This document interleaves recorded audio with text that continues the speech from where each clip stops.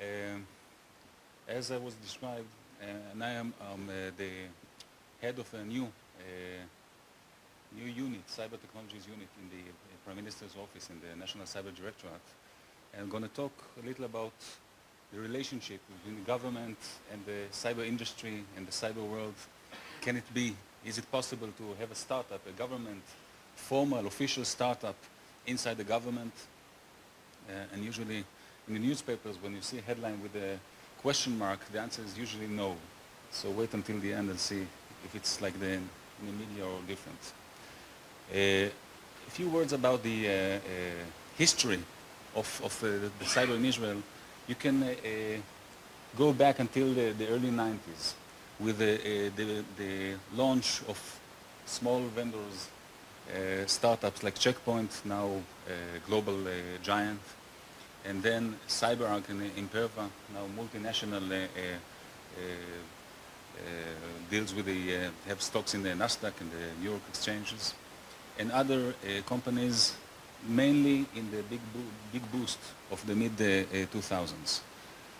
Today we have in Israel, I think almost, if not every major player in the cyber world, we have some representative of him, whether joint ventures, VCs, or other investments.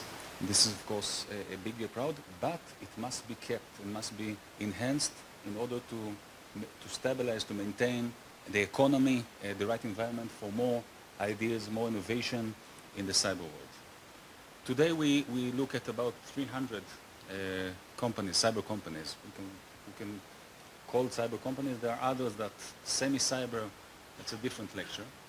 A year ago, in the previous cyber week, the number was more close to 250, even less. This is the growth ratio of the market. You see the other numbers, but the coolest number, the proud we are in, is what Gartner called the cool vendors. In fact, just last weekend, another Israeli company, Acero, got the cool vendor from Gartner. 40% of all the cool vendors. It's impressive. We like to be cool in their criteria. It's innovative with a great idea. This is the map, and again, the slides are getting narrow and not large enough to have all of it, but it's not something that we should sit on our backs and feel fine about it. It must be kept all the time with the right tension in order to proceed and prepare and be more ready for cyber threats from all the kinds, and I'm going to talk about the kinds.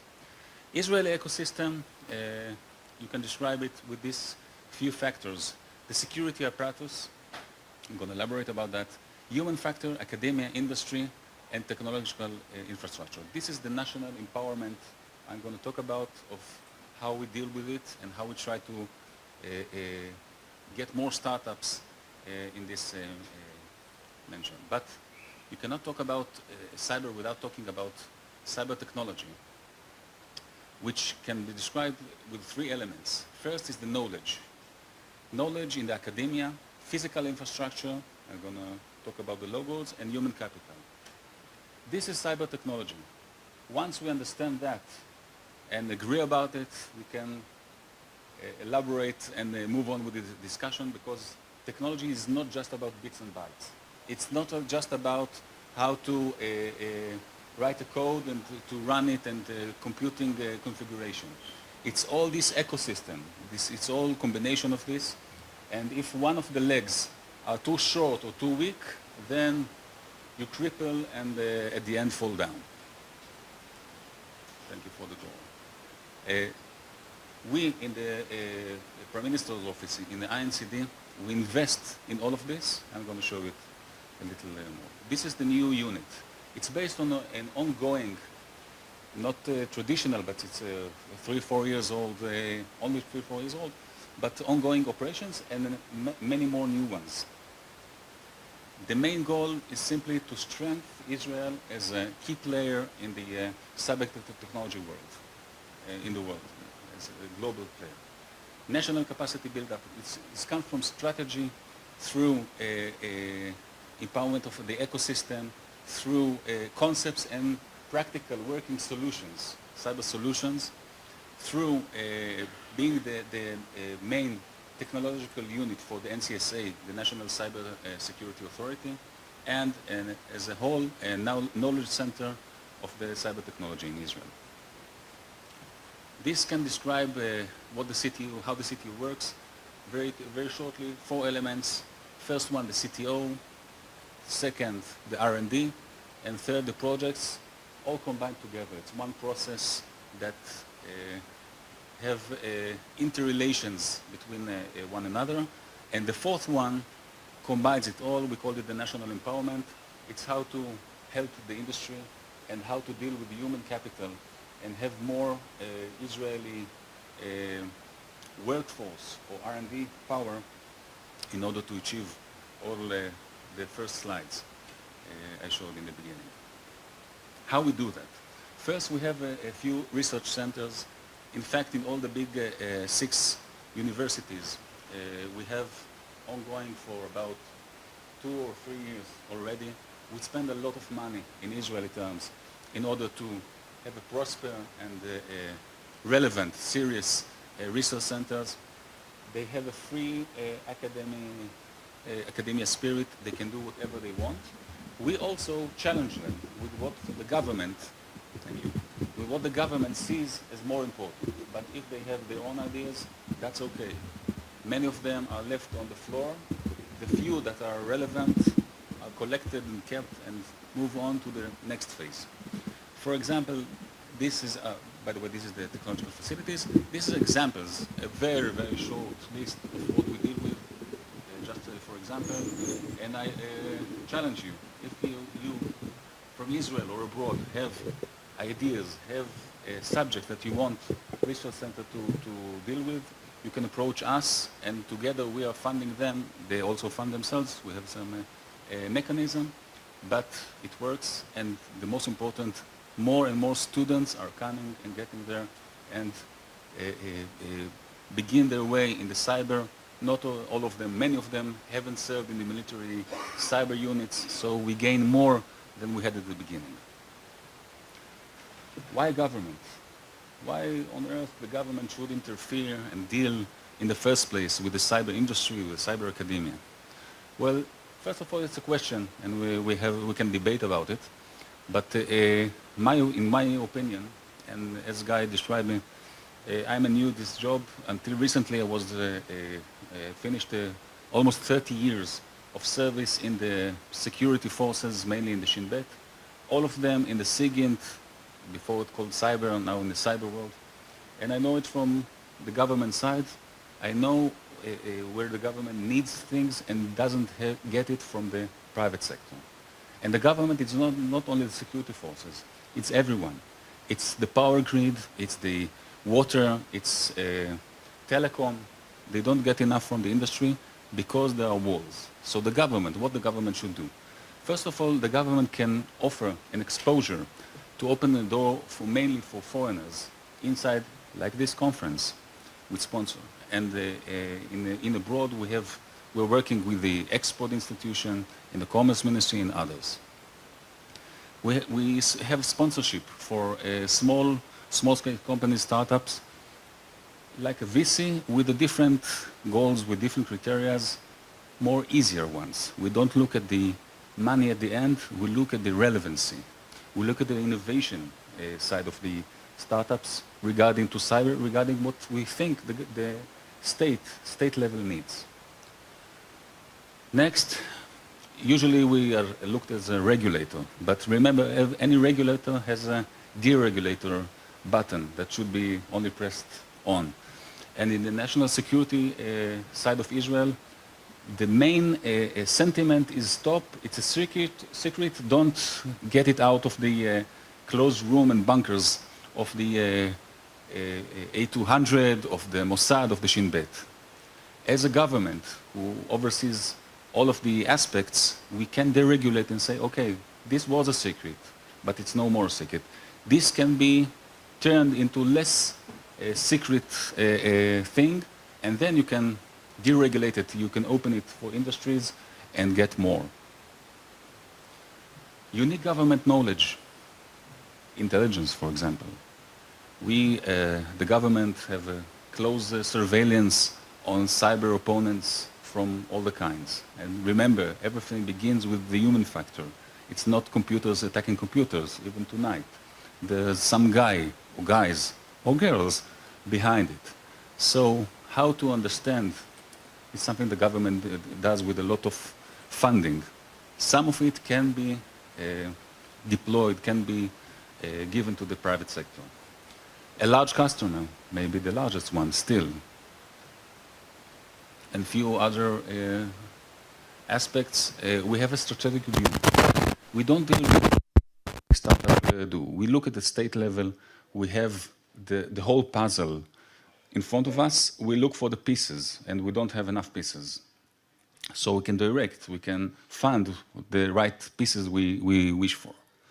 A state level holistic challenges, something that aren't enough in today's Israel market. And the monopoly on the what's called attacks. There is a common distinction between the defense and the attacks. Well, I can say that most of my career I wasn't on the defense side, and say no more about it. And there's no really distinction. But the monopoly of attacks is on the state, on the nations. And the combination, defender-attacker, happens only in the government.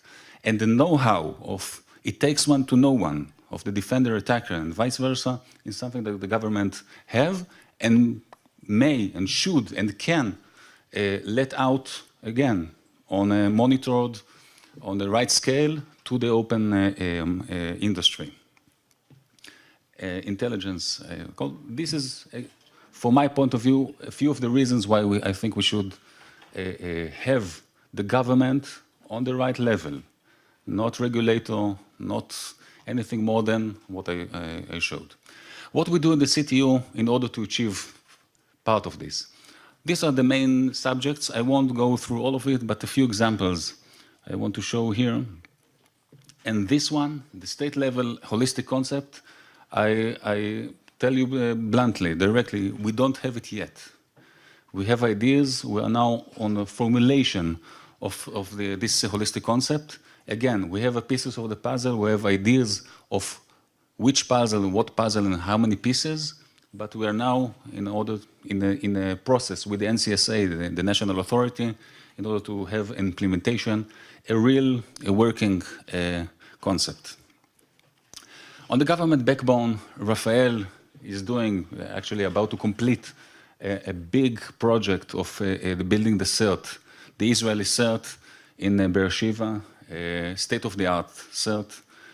Whoever can arrange a visit there, I recommend warmly. We have a government SOC, and in his lecture, the Prime Minister, on the day one of the conference, mentioned the CyberNet, a national network of sharing information, relevant information between SOCs, between other agencies. We have already about 200, 250 endpoints in different agencies and semi-government and government sharing information. But what we're proud of mostly is that one, last one. It's not a techie, it's not a tool, but it's a procedure. It's a fast lane for cybersecurity platforms for governmental procurement. Whoever have experience with the government bidding process is reluctant to try it again. And I don't blame him. I'm now getting more familiar with this. So what we manage, and I'm sorry for the Hebrew, it's still now only Hebrew, we in these days are launching the Meteor program, which is a fast lane, almost bypassing the traditional ways. We publish these challenges, few real ones, it's not a demo, real challenges from any government agency there is. And they're putting the challenges, and anyone, small, big, or large vendor who wants to step in, to have a foot in the door, can bid or can go, not bidding, go and automatically get some funding, small but nice amount of money and show a POC. If the POC works well, then he jumps to a much higher step in the procurement process. He skips all the traditional ways because he has an entrance. He showed his product is innovative, his idea, anything. If it meets the challenge with a few criterias, all are written here, you can jump in, and that's a big thing because we believe, after surveys and many talks with the industry, we believe that can open really the market, and there's a demand from the government agency to have this, not only from the private sector. So this is the Meteor. On the state level projects, I won't go through all of it. I'll focus on the last one, the secure information sharing techniques. We developed with one of the universities a unique thing that can, with a multiple computing, multi-point computing for sharing sensitive information that can be deployed and overreach much wider networks and players than the usual traditional ways, and it's already working. Another ongoing project is what we call rating. Rating comes to solve one of the major problems of this market. How the hell can we measure the outcome? We know to measure the input. How we measure the output, the relevance of what we do, what we put in cybersecurity resources. This we measure, we focus on the readiness level, not on the operational level, not on the compliance level. There are other solutions for this. We have a formula, this is a very simplified formula, to measure it, and I am glad to say we have already double-digit vendors that are trying and building and coming with the products that can be adapted and meet with this formula. And then we can offer the government, but of course the private sector, with a real tool to solve this gap. Another last example, how we can secure the individual's transactions. Transactions can be with anyone, individuals with the retailers, with the government, with the banking, anything that you can imagine of transaction. Today we all suffer, even tonight, we suffer from intervention, from men in the middle, from manipulation in this, and we all see the billions of dollars that stolen, and many individuals losing faith in this way of making transactions, which hardens the free economy. What we developed is with the two major, one of them I can tell here, Intel, with the two major, like Intel, global-wide providers, vendors, a solution that is agnostic to telecom providers, to the means of telecommunication, agnostic to almost everything. And with the ID provider, national or private provider, that should be launched, and we're working on this with the other regulators, we can have a proven ID, personal proven ID, not biometric, not all the going there and working. It can be from your own home with a camera or with other tricks we are now about to launch.